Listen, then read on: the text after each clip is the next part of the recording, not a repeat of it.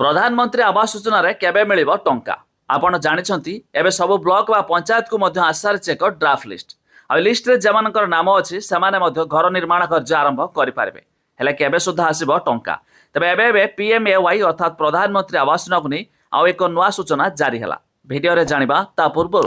Video को like करिवे subscribe करनथिले एबे सब्सक्राइब करि पाखर थिबा बेल आइकन को दबाइ दियंतु।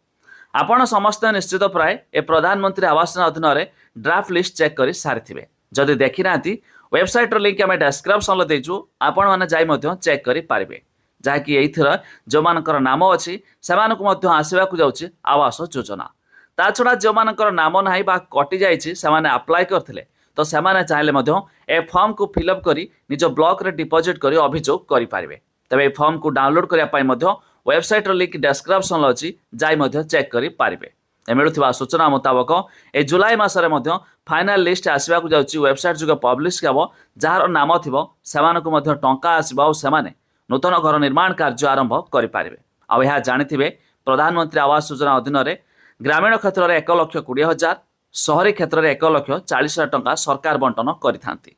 जोंथिरे आपण 3 मास 6 मास 1 वर्ष भितर कंप्लीट करथिले आपण को मध्य सर्वाधिक